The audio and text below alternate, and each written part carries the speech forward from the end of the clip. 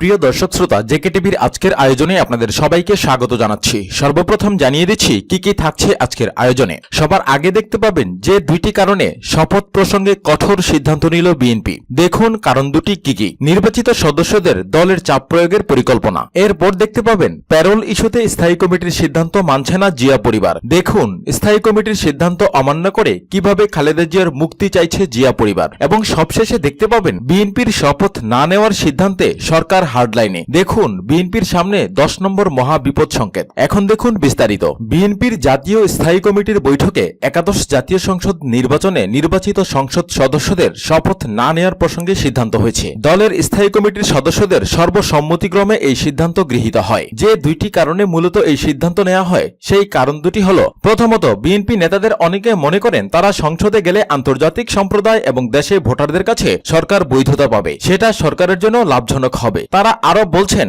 BNP সংসদে না গেলে দলটি আপোষহীন একটা অবস্থানও তুলে ধরতে পারবে। আর দ্বিতীয়ত এসব রাজনৈতিক হিসাব নিকেশের পাশাপাশি খালেদা জিয়ার মুক্তির ইস্যুও তাদের সংসদে না যাওয়ার সিদ্ধান্ত নেওয়ার ক্ষেত্রে বড় বিষয় ছিল বলে বিএনপির নীতি নির্ধারকদের অনেকে বলছেন। দলটির নীতি নির্ধারকরা ইতিমধ্যেই তাদের নির্বাচিত 6 জন সংসদ সদস্যের শপথ না নেওয়ার ব্যাপারে সিদ্ধান্ত নিয়েছেন, যদিও সেই সময়সীমা শেষ হচ্ছে 30 এপ্রিল। শপথ না নেওয়ার সিদ্ধান্তের ব্যাপারে দলটির নেতারা রাজনৈতিক অনেক হিসেব নিকেশ করার কথা বলেছেন। এমন সিদ্ধান্ত দলটিতে কি কোনো প্রভাব ফেলবে এ নিয়ে আলোচনা রয়েছে দলটিতে। বিএনপি গত 30 ডিসেম্বরে অনুষ্ঠিত নির্বাচন এবং তার ফলাফল প্রত্যাখ্যান করার পর থেকেই তাদের নির্বাচিতদের শপথ না নেওয়ার কথা বলে আসছিল। কিন্তু শপথ নেয়া এবং না নেওয়ার প্রশ্নে দলটিতে নানা আলোচনা ছিল। তাদের নেতাকর্মীদের মাঝে শপথ নেওয়ার পক্ষে বিপক্ষে মত দেওয়ার কথাও বিভিন্ন সময় প্রকাশ হয়েছে। বিএনপির নেত্রী বেগম খালেদা জিয়ার মুক্তির দাবিও সেই আলোচনায় ছিল। এছাড়া নির্বাচিতদের দিক থেকেও শপথ নেয়ার পক্ষে সিদ্ধান্তের জন্য দলে একটা চাপ সৃষ্টির চেষ্টা ছিল। নির্বাচনের ফলাফলের গেজেট প্রকাশের দিন থেকে 90 কার্যদিবসের মধ্যে শপথ নেওয়ার যে বিধান রয়েছে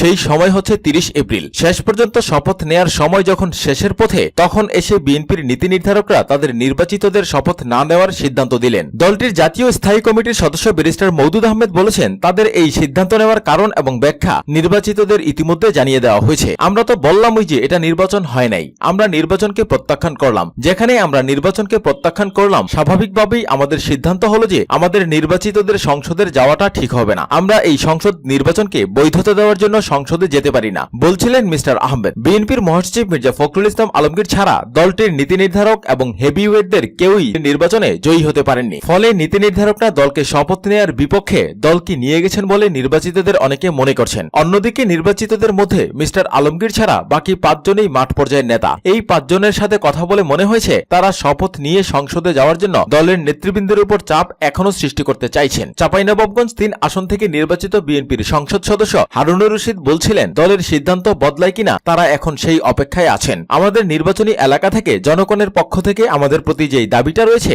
আমরা যেন সংসদে যাই, সেটা আমরা দলের নেতাদের জানিয়েছি। 30 এপ্রিলের মধ্যে আমাদের শপথ নেয়ার পক্ষে মতামত যেন দেয়া হয় সেটাও আমরা জানিয়েছি। এখন আমরা দলের চূড়ান্ত সিদ্ধান্তের অপেক্ষায় আছি। বিএনপি নেতাদের অনেকে বলেছেন নির্বাচিতদের কেউ কেউ দলের সিদ্ধান্তের বাইরে গিয়ে শপথ নিতে পারেন, এমন সন্দেহ দলটিতে তৈরি হয়েছে। এমনকি শীর্ষ পর্যায়ে নেতাদের মধ্যে শুধুমাত্র মির্জা ফখরুল ইসলাম আলমগীর জয়লাভ করায় তার সাথে অন্য নেতাদের সম্পর্কের একটা টানাপোড়েন তৈরি হয়েছিল এবং তা এখনো রয়েছে। এমন পরিস্থিতি দলটির বিপর্যয় কাটানোর ক্ষেত্রে বাধা হয়ে দাঁড়াচ্ছে বলে ওই নেতারা মনে করেন। শপথ না নিলে বিএনপি টানা দ্বিতীয়বারের মতো সংসদের বাইরে থাকবে। তবে বিএনপির দলীয় একজন সাবেক সংসদ সদস্য নীলুফার চৌধুরী বলছিলেন, সংসদে না গেলে তাদের দলের এখনকার পরিস্থিতিতে লাভ ক্ষতির কিছুই নেই, কারণ তারা বিপর্যয় পরিস্থিতির মধ্যেই রয়েছেন। তিনি বলছিলেন, আর কত সমস্যা হবে। বিএনপি চেয়ারপারসনকে অন্যায়ভাবে 1.5 বছরেরও বেশি সময় ধরে জেলে আটকে রাখা হয়েছে। দলের সিনিয়র ভাইস চেয়ারম্যান 1 যুগ ধরে দেশের বাইরে আছে। লাখ লাখ বিএনপি নেতাকর্মীর বিরুদ্ধে মামলা দেয়া হয়েছে। ওই যে শরৎচন্দ্র বলছিলেন, মরার আবার জাত কি?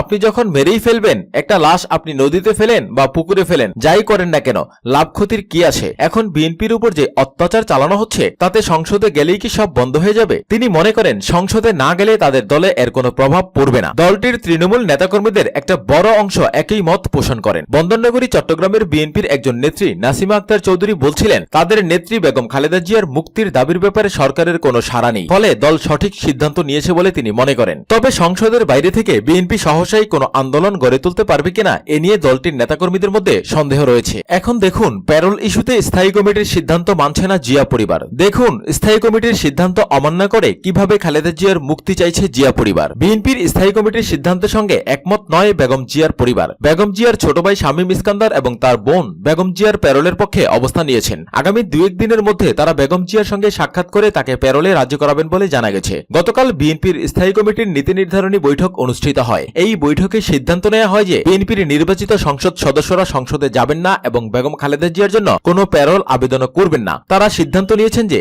আইনি লড়াই অব্যাহত রেখে এবং আন্দোলনের মাধ্যমে তারা বেগম খালেদা জিয়াকে মুক্ত করবেন। এরই লক্ষ্যে আইনি লড়াইকে আরো জোরদার করার জন্য স্থায়ী কমিটির বৈঠকে সিদ্ধান্ত নেওয়া হয়। স্থায়ী কমিটির বৈঠকে মির্জা ফখরুল ইসলাম আলমগীর প্রধানমন্ত্রীর সঙ্গে সাক্ষাতের প্রস্তাবও উত্থাপন করেছিলেন, কিন্তু সেই বিষয়টি নিয়ে বিস্তারিত আলোচনা হয়নি, কারণ তারা এ ব্যাপারে লন্ডনে অবস্থানরত বিএনপির ভারপ্রাপ্ত চেয়ারম্যান তারেক জিয়ার মতামতের অপেক্ষায় রয়েছেন। তারেক জিয়ার অনুমতি পেলেই তারা এটা স্থায়ী কমিটিতে আলোচনা করবেন বলে সংশ্লিষ্ট সূত্রগুলো জানিয়েছে। এদিকে আজ এই খবর জানার পর ক্ষুব্ধ হয়েছেন বেগম খালেদা জিয়ার ভাই শামীম ইস্কান্দার। তিনি দলের মহাসচিবের সঙ্গে কথা বলেন। মহাসচিবের সঙ্গে কথা বলে তারা বলেন যে আপনারা গত 1.5 বছরে খালেদা জিয়ার মুক্তির জন্য একটা আন্দোলনও করতে পারেননি। এখন আপনারা খালেদা জিয়ার মুক্তির আইনি লড়াই এবং আন্দোলনের কথা বলছেন।